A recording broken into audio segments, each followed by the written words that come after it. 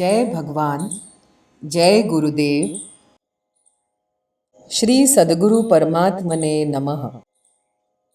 सिद्ध सद्गुरु श्री रणछोड़ दास जी महाराज श्री गुरुदेव की सन्निधि में चतुर्थ भाग ईस्वी सन 1957 थी 1961 कुमारी कुमुदिनीबेन परमानंद पंजवाणी।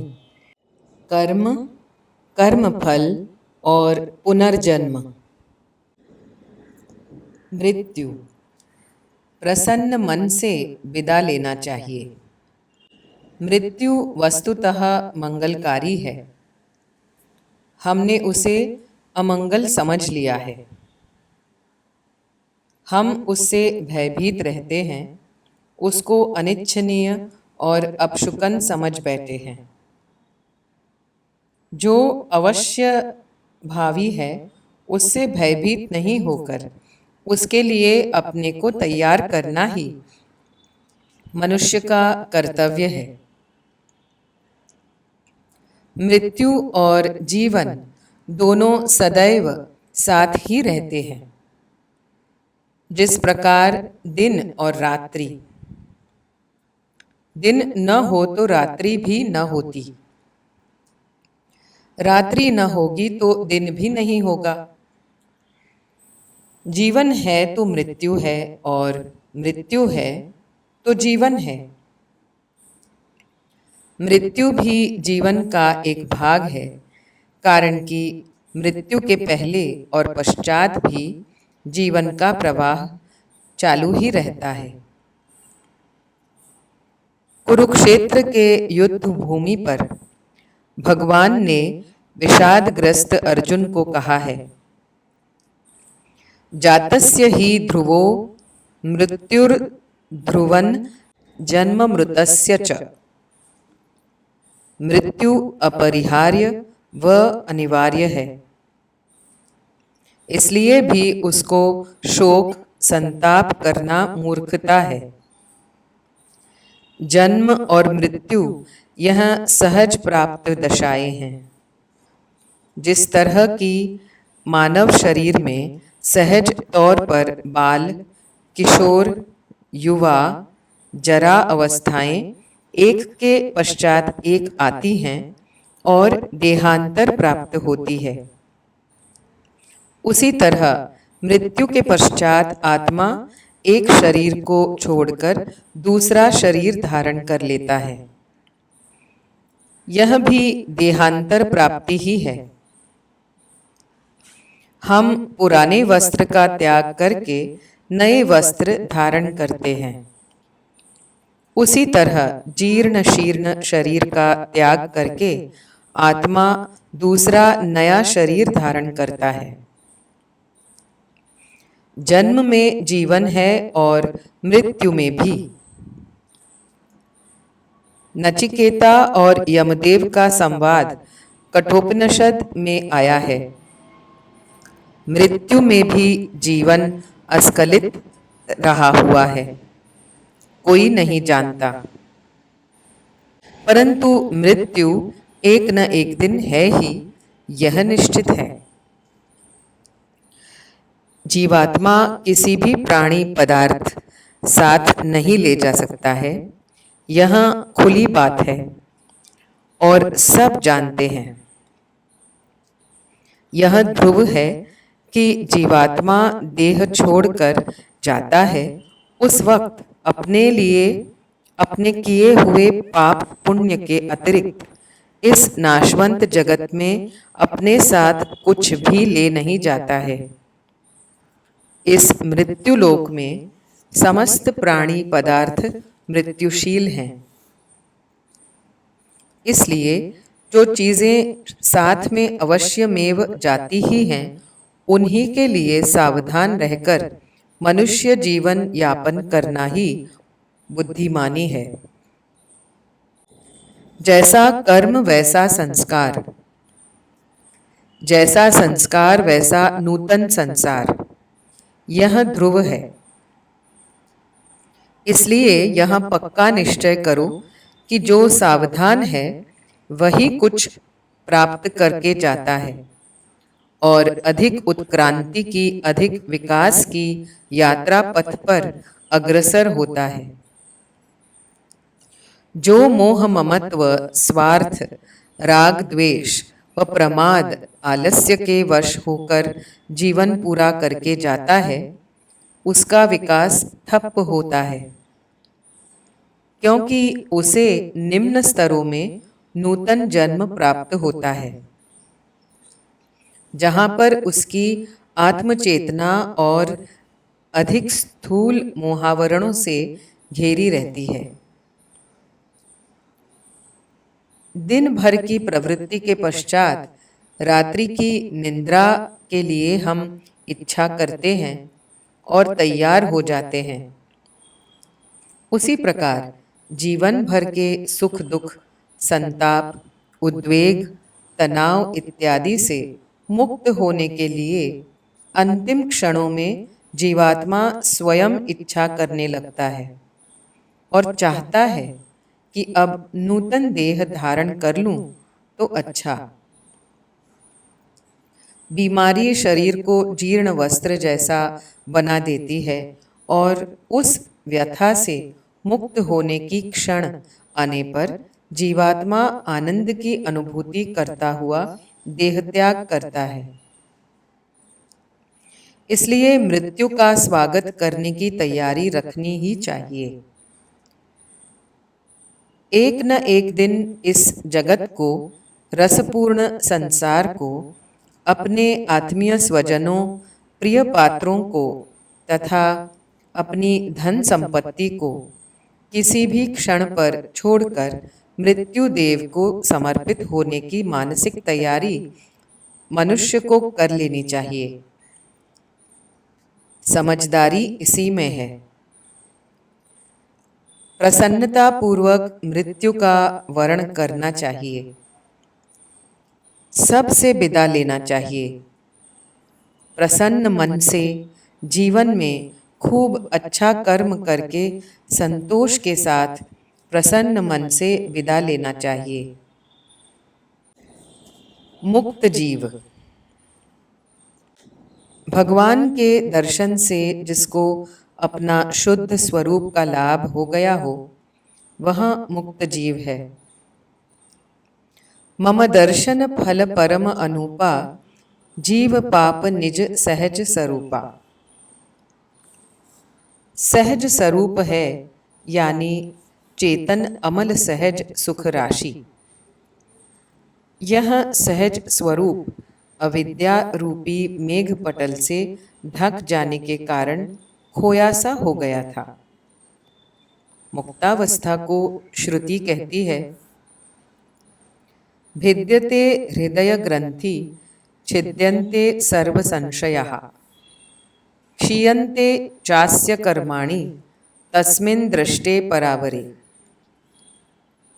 अर्थात स्वस्वरूप ज्ञान पुरःसर परमात्मा का स्वरूप साक्षात होने पर हृदय की चित्त जड़ ग्रंथि का भेदन हो जाता है और सर्व संशय निवृत्त हो जाते हैं तथा प्राचीन संचित कर्मों का विनाश हो जाता है। ब्रह्म साक्षात्कार होने पर क्रियमान और संचित कर्म दोनों नहीं रह जाते। संचित कर्म इस प्रकार नष्ट हो जाता है जिस प्रकार मुंज की रुई आग लगने से शीघ्र ही जल जाती है। संचित क्रियमाण दोनों कर्मों के संबंध न रहने पर भी प्रारब्ध कर्म रह जाता है। वह वर्तमान शरीर के द्वारा भोग देकर समाप्त हो जाता है।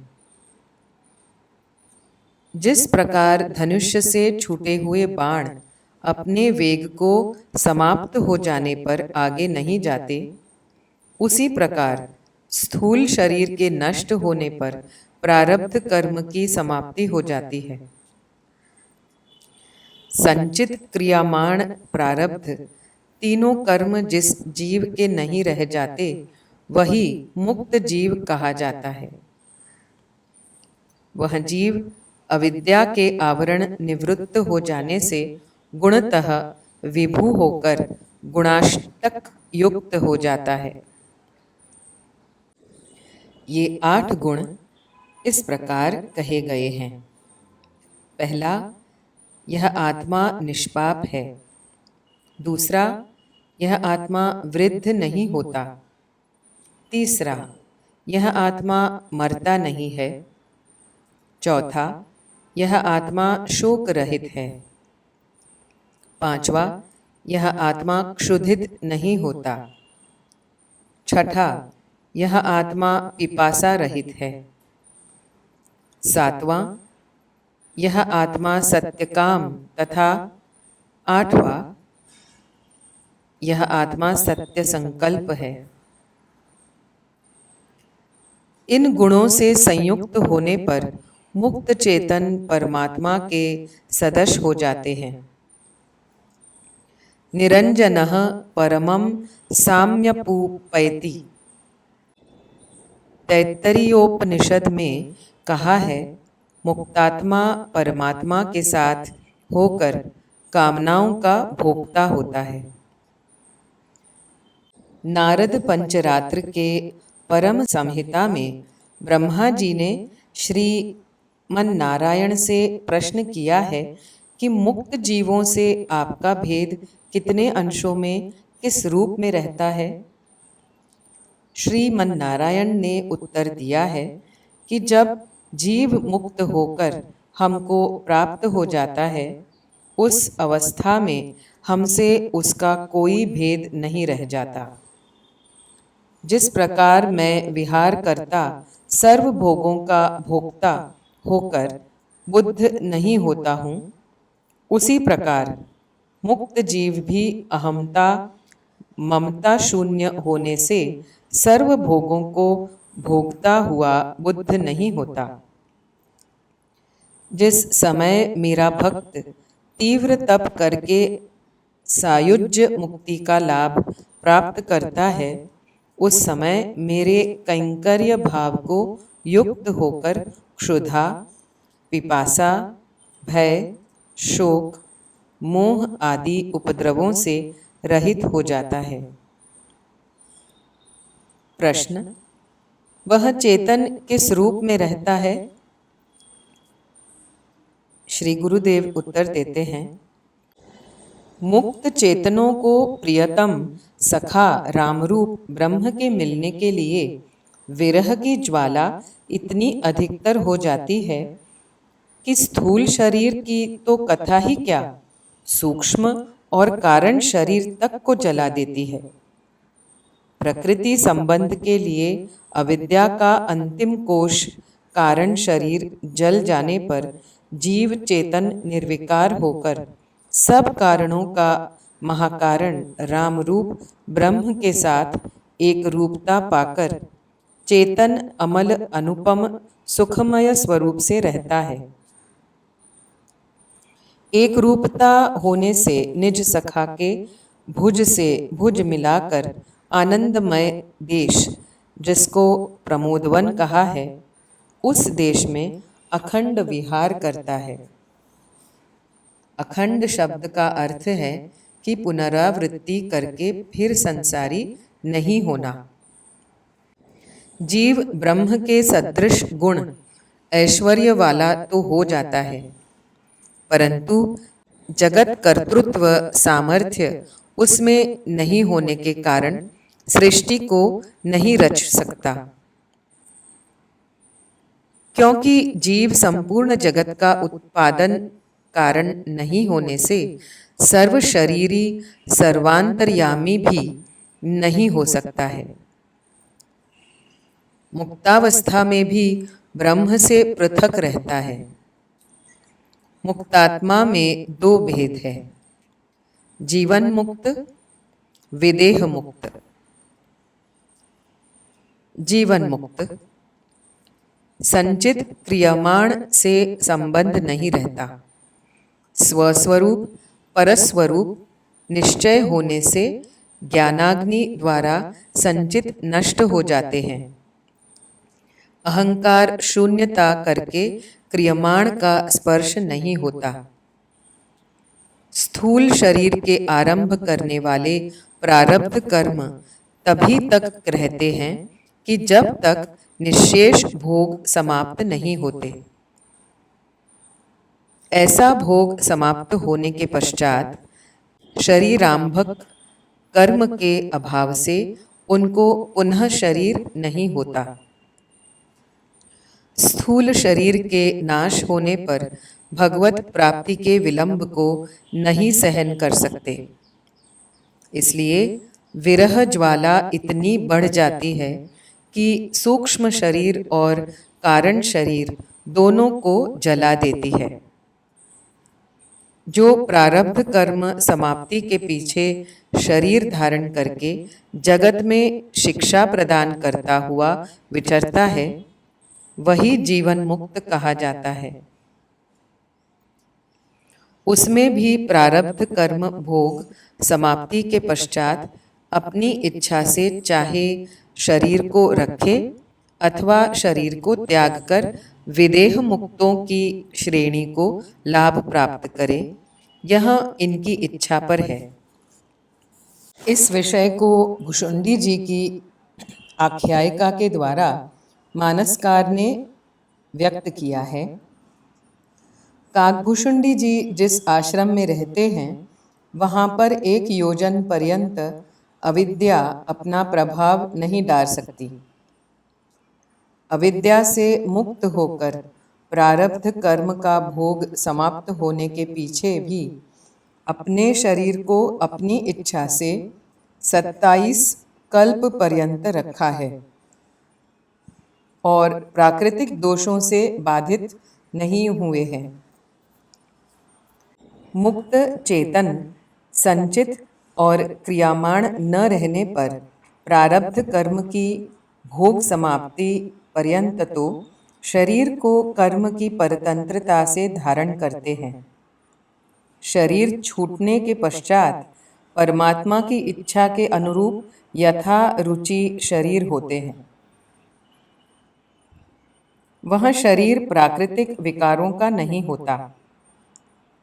प्रकृति का संबंध तब तक ही रहता है जब तक कर्म रहते हैं। कर्म बंधन से निर्मुक्त होने के पीछे प्रकृति संबंध कैसे हो सकता है? अतः अप्राकृतिक शरीर शुद्ध सत्वमय होता है। उसके ऊपर काल का भी प्रभाव नहीं पड़ता है। मानस जी में गरुड़ जी का प्रश्न है, तुम ही न व्यापत काल अति कराल कारण व कवन। तब उत्तर में भुषुंडी जी ने लोमस ऋषि के वरदान की बात कही है। काल कर्म गुण दोष स्वभाऊ, कछु दुख तुम ही न व्यापहि काऊ। राम रहस्य ललित विधि नाना, गुप्त प्रगट इतिहास पुराना। बिनु श्रम तुम जानत सब सोऊ, नित नव नेह राम पर हो। इससे यह अभिव्यक्त होता है कि जीवन मुक्त पुरुष अपने शरीरांभक कर्म के समाप्त करने के पीछे भी अपना शरीर अपनी इच्छा से रख सकते हैं और परमात्मा की लीला विभूति को अनुभव करते हुए प्राकृत गुणों से बाधित नहीं होते। काम रूप निज इच्छा मरण होते हुए भी भजन करते हैं। यथा शुक्र सनकादि मुक्त विचरत, ते भजन करत अजहूं। जीवन मुक्त ब्रह्म पर चरित सुनहि तजि ध्यान, जे हरि कथा न करहि रति, तिनके हृदय पाषाण। मानस भागवत में भी कहा है कि चिज्जड़ ग्रंथि रूप अविद्या के निर्मुक्त होने पर आत्माराम मुनियों भगवत भजन करते हैं। अब जीवन मुक्त के बाद देखते हैं विदेह मुक्त। विदेह मुक्ति में शरीर का संबंध नहीं रहता। ज्ञान गुणक ज्ञान स्वरूप जीव अपने निज स्वरूप से रहता है। प्रकृति का संबंध नहीं रहने पर धर्मभूत ज्ञान सर्वथा प्रकाशित हो जाता है। वह जीव का नित्य गुण है। जिस प्रकार मणि के ऊपर मैले द्रव्य के संबंध से मणि की ज्योत्सना ढक जाती है, वह प्रक्षालन कर देने पर स्वयं अभिव्यक्त हो जाती है, तथा जिस प्रकार कूप, वावड़ी, तालाब आदि जलाशय करते समय जल के ऊपर के आवरण रूप मिट्टी के हट जाने से जल की अभिव्यक्ति स्वयं हो जाती है, नवीन जलाकाश बनाना नहीं पड़ता। इस प्रकार स्वतः सिद्ध ज्ञान के ऊपर से दोष रूपा अविद्या के पटल आवरण हट जाने पर ढका हुआ स्वयं प्रकाश, शुद्ध रूपता, ज्ञान आप ही अभिव्यक्त हो जाती है। ज्ञान के प्रकाश होने पर जो जीव विदेह मुक्ति का लाभ प्राप्त करता है, वह निरंतर परमानंद सुख में निमग्न रहता है। उस अवस्था में जीव को धर्माधर्म संबंधी प्रिय अप्रिय इनमें से एक का भी स्पर्श नहीं होता। श्रुति इस बात को बतलाती है। अशरीरम वा वसन्ते न प्रिया प्रिये अस्पृशतः न हवे। शरीरस्य सतः प्रिया प्रिययोरपहतिरस्ति। अप्राणो हमनार शुभम, यानी कि प्राण, मन, बुद्धि आदि का संबंध नहीं रहने से शुद्ध स्वरूप आत्मा रहता है। असडो हयम पुरुषः, बृह उपनिषद। सर्ववासना रहित चेतन शुद्ध स्वरूप से रहता है। सालोक्य, सादृश्य, सामीप्य और सायुज्य, ये 4 प्रकार की विदेह मुक्ति कही गई है। उन चतुर्था विदेह मुक्तों के लिए परमानंद परब्रह्म परमात्मा अपने सत्य संकल्प को अभिव्यक्त कर जीवों के भोगार्थ अनेक रूप धारण करके मुक्त चेतनों के भोग का विषय होते हैं।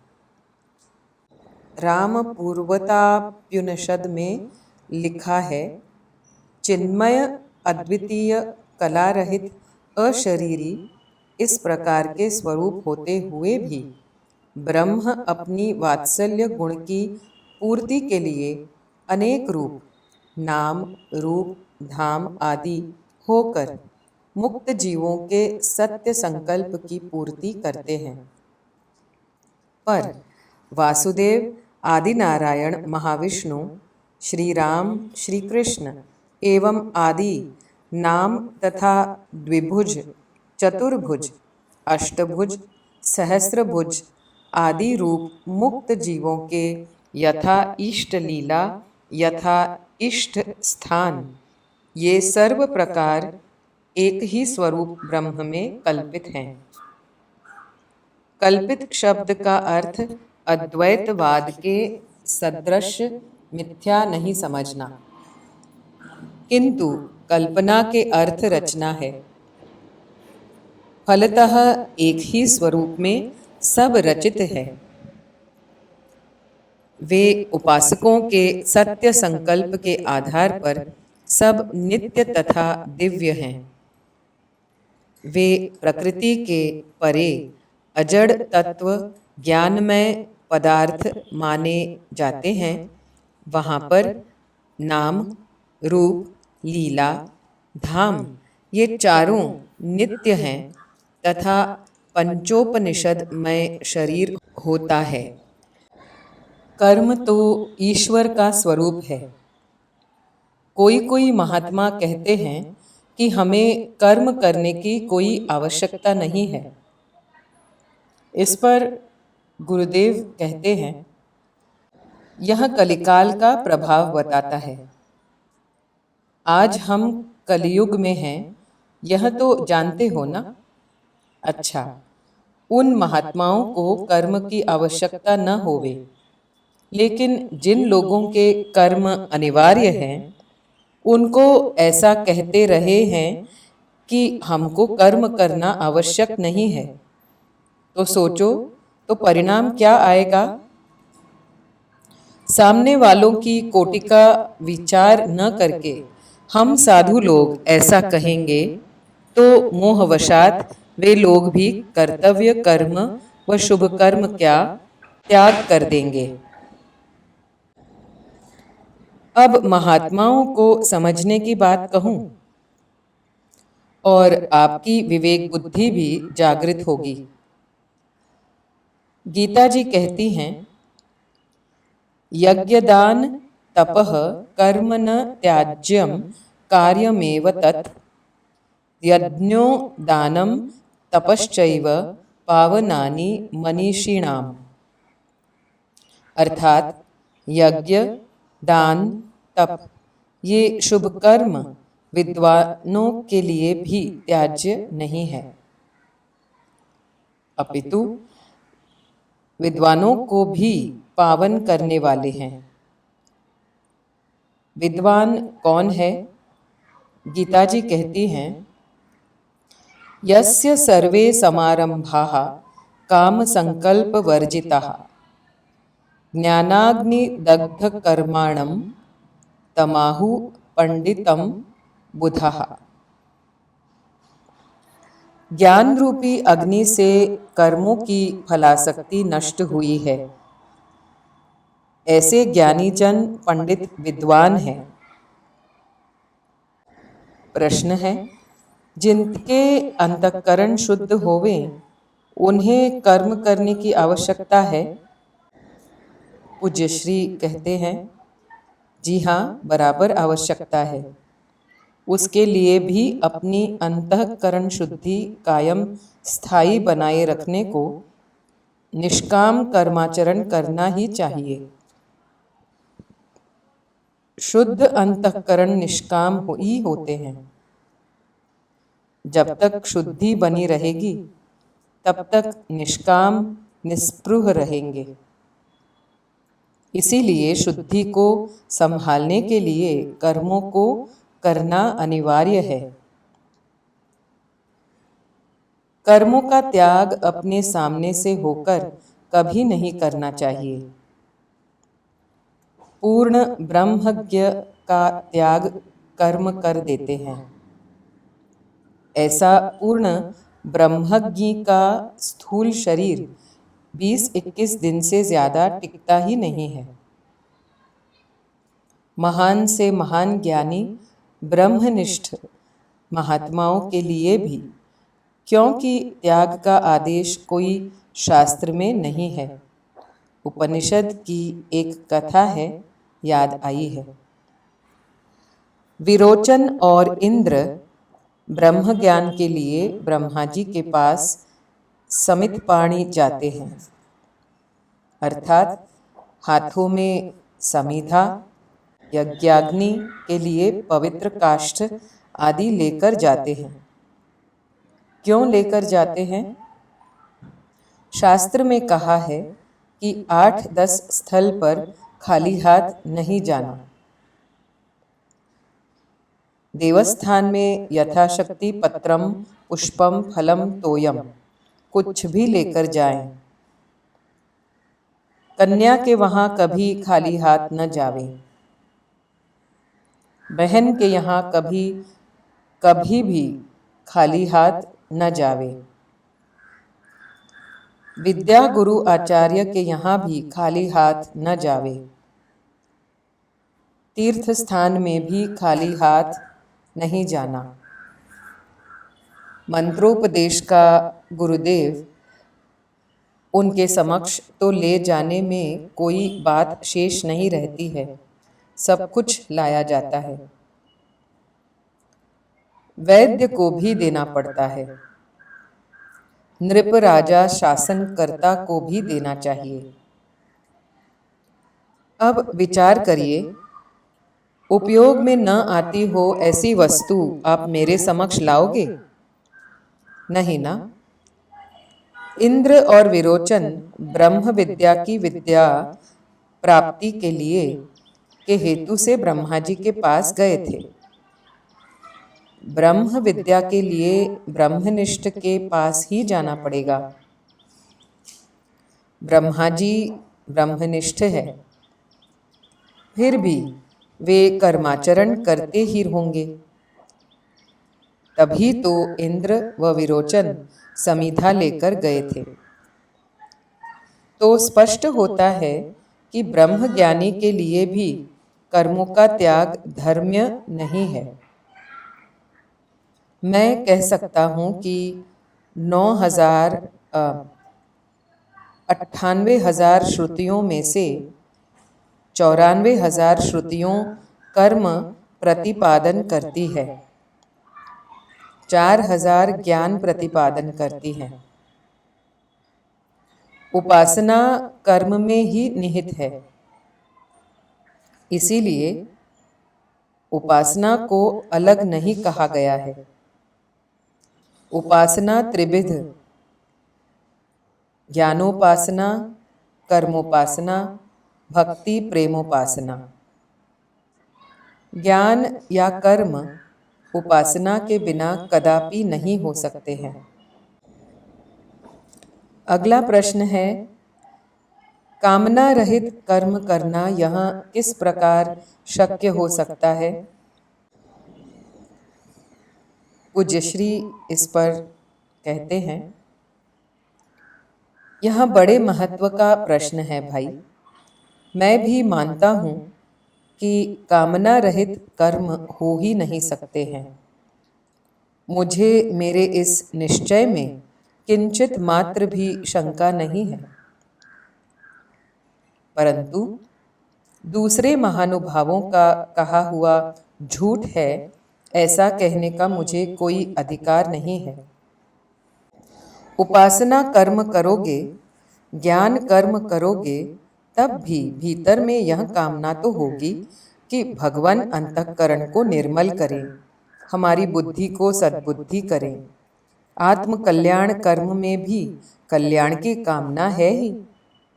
फिर भी जप तप आदि शुभ कर्मों को फल की आसक्ति सहित करने से स्वर्ग की प्राप्ति होती है। वह प्राप्ति कुछ अवधि पर्यंत की होती है। शुभ कर्मों का पुण्य खत्म हुआ कि फिर मृत्युलोक में, फिर कर्म चक्कर में। जप तप करके स्वर्ग कमाना यह है काम मजूरों का, लेकिन करना सही, लेता कुछ नहीं। अनहद धूल में मस्त रहे हैं, झगड़ा झाकर नूरों का। इसीलिए सर्व शुभ कर्म अंतः शुद्धि के अर्थ करना चाहिए। सकामत्व आत्मकल्याण की इच्छा है, पुत्र धन यश कीर्ति की इच्छा ममत्व है। ममत्व नहीं होवे वही निष्कामता। बिना ममत्व की क्रिया अर्थात समत्वपूर्ण निष्काम क्रिया। ममेति बध्यते जंतुः न ममेति विमुच्यते। शब्द स्पर्श रूप रस और गंध, ये पांचों इंद्रियों के विषयों में तथा तन मंत्राओं में कर्म, अकर्म और विकर्म है। प्रत्येक क्रिया 3 प्रकार से हो सकती है। कर्म से पुण्य, अकर्म से पाप और विकर्म से पाप पुण्य कुछ नहीं। उदाहरणार्थ, रसेंद्रिय कर्म। पूर्ण पवित्रता से भोजन बनाया जाए प्रेम पूर्वक हृदय से भगवान को भोग लगाया जाए। उस वक्त प्रार्थना है कि भगवान आप कितने दयालु हैं जो मैं आपको भोग लगा पाया हूँ। यह आपकी असीम दया है। आप गरीब निवाज हैं। रसेंद्रिय का विकर्म, सूट बूट में भोजन करना, होटलों में भोजन करना आदि, खाली शौक के खातिर, इसमें पाप पुण्य कुछ नहीं। रसेंद्रिय का अकर्म, मांसाहार, तमोगुणी आहार, अति आहार, अशुद्ध आहार, ये पापप्रद है, अकर्म है। इसी प्रकार श्रवणेन्द्रिय का कर्म है भगवत गुणगान, भजन संकीर्तन, सत्पुरुषों की वाणी सुनना, विद्वानों की वाणी सुनना। श्रवणेन्द्रिय का विकर्म है मनोरंजन के लिए सुना जाए वह कान का विकर्म है। और अकर्म है निंदा, चुगली, झगड़ा सुनना। निकृष्ट श्रृंगार की बातें व गाने सुनना ये पाप है, अशुभ है। इस प्रकार सर्व इंद्रियों का समझिए शुभ कर्मों के अनुष्ठान से क्रमशः निष्कामता होती है। विकर्म का परिणाम कुछ नहीं, इसीलिए निरर्थक और अकर्म का परिणाम दुख, बीमारी आदि भोगना पड़ता है। मृत्यु के पश्चात जीव जगत को एवं अपने मृत देह को देख सकता है, जगत का अनुभव कर सकता है। इस प्रश्न पर गुरुदेव कहते हैं, शब्द, स्पर्श, रूप, रस, गंध, इनके द्वारा जो अनुभूति होती है, पीछे वही इनके बिना, इस विषयों के बिना स्मृति वृत्ति उदय रहती है। दीर्घ काल तक और शरीरांतर भी यही जन्म का कारण बनती है। स्मृति यानी जगत की स्मृति, शब्द, स्पर्श आदि यही तो जगत है। स्वप्न में हमको जगत का अनुभव होता है। योगी मृत्यु के बाद प्रत्यक्ष भी देखते हैं, पर सामान्यतः ऐसा होता नहीं है। जीव एटले ज्ञानाश्रय चैतन्य आत्मा। यह विषय मृत्यु के परे और पुनर्जन्म और कर्मफल यहीं पर समाप्त होता है।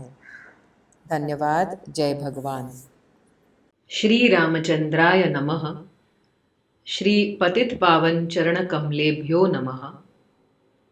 श्री सद्गुरु परमात्मने नमः।